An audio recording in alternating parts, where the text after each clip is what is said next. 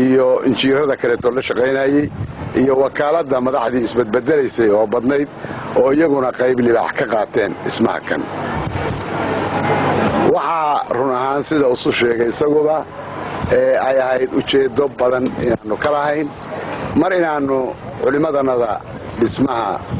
ku tababaro oo cuqdadu ay kaga baxdo mar inaanu culimo kaga soo saarno halkan oo aanu wax ku barno aqoon ay ka helaan say berri u hantaan ummadooda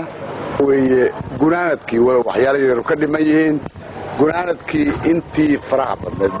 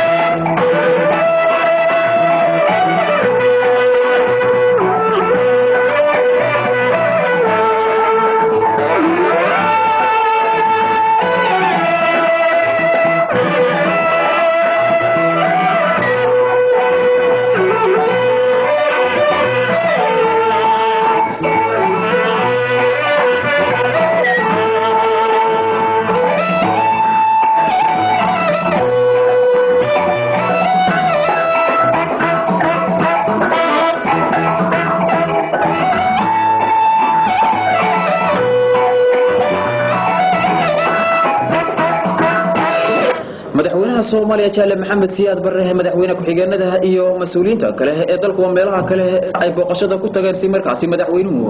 waxa dhiga uga jiro waxa kamid ah warshada rinjiga ee magaalada tan Muqdisho iyadoo warshadaasi rinjiga ay hirgeliyeen qaar ka tirsan ganacsatada Soomaaliyeed iyadoo markaasi la doonayo in warshadaasi ay qayb weyn ay ka qaadato sidii looga kaaftaami lahaa oo dalku uu isaga filan lahaa rinjigii dalku uu dibadda u ka keensan lahaa isla mar ahaantaasina xagga ganacsiga qayb weyn ay uga qaadan lahayd madaxweynaha waxa halkaasi si diiran ugu soo dhaweeyay dadweynaha ku dhaqan xaafadaha u dhow warshadaasi halkaasi laga hirgeliyay iyo ganacsatada Soomaaliyeed iyagu iska kaashaday warshadaasi rinjiga hirgelintooda warshadaasi lacagta ku baxday waxa lagu qadaray sida warbixintu ay sheegtay 70 milyan oo shilinka Soomaaliga ah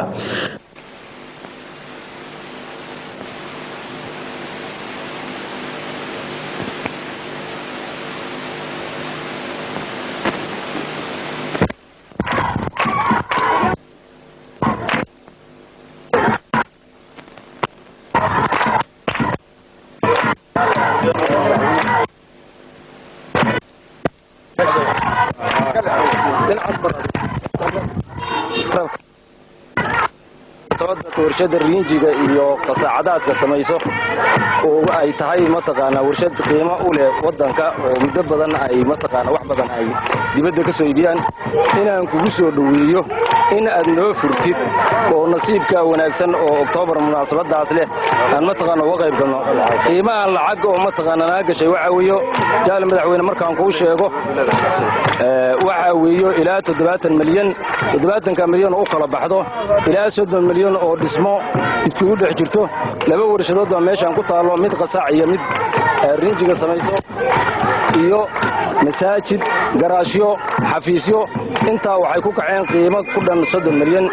alaabta loo taalo ama cayrinaato ama aan noqoto alaab mataqaana wax lagu sameeyo mishiinada haatana ilaa 40 milyan bay noo kaceen warshadan waxa iska leh waxa weeyo dad Soomaaliyeed oo biicmushtare oo isu tagay oo maskaxdooda iyo xoogoodii wax badan oo aad ku tiri mataqaana hal dhiirimana geliyo in mataqaana laga sameeyo wadanka warshado wax soo saaro sida daraadeed waxaan isku awoodaanaga aan mataqaana isku geynay inaan soo saarno warshado ayna noqonin waxaan naga daara dhismooga aan xagga dhaqaalaha wax ka qabi doono wixii aan ka qabo warshadaha iyo qolooyinka hantigaarayaalka ahu waajibaadka ay igu muuqato iyo dantoodaba inay habboon tahay inay dalka maalgeliyaan waxaad ka heli doontaa khudbo aan meel kale ka akhriyay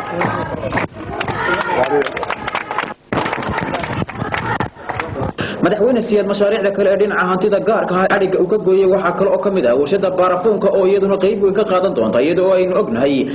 dhinaca lacagta adag baarafuunada ah lacagta adag ee nagaga baxda dhinaca soo iibinta baarafuunada taasi oo warshadaasina ay qayb weyn ka qaadan doonto sidii lacagtaasi adag ee dabadda inagaga baxda ay noogu baajin lahayd oo ay noogu baaqan lahayd warshadaasi baarafuunka ee laga hirgeliyay magaalada tan Muqdisho ee sariga ka jaray jaalasiyaad waxa lacagta ku baxday ay dhan tahay 70 milyan oo shilinka Soomaaliga ah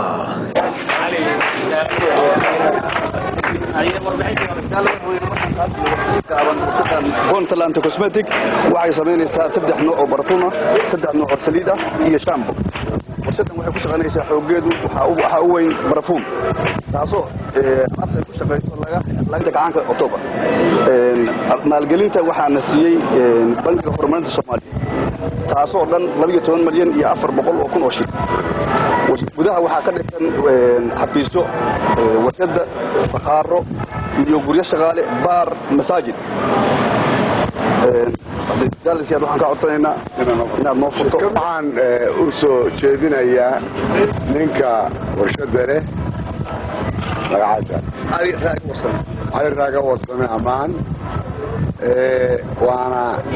macquul ninku hadduu xoolo leeyahay xoolahaasoo cirkaan ka soo dhacay kollayba dadka uu ka sameeyey inuu maalgelin sameeyo oo weliba maalgelin deggan sameeyo ee uusan u leexanin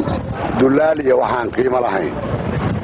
waa kuwii ugu horreeyey baan odhan karahayaa kuwo kala midana way jiri doonaan waxaan rajaynayaa kuwa kale inay ku daydaan oo caqliyadaas ay la soo baxaan inay xoolaha ay leeyihiin dhulkooda geliyaan ama ha ahaato warshado ama ha ahaadeen beero ama ha ahaadeen kambuniyaal ganacsi ama ha ahaadeen kuwa beereed iyo wixii la mida adigana aad iyo aad baan kuguna ammaana kuguna taaniyanaya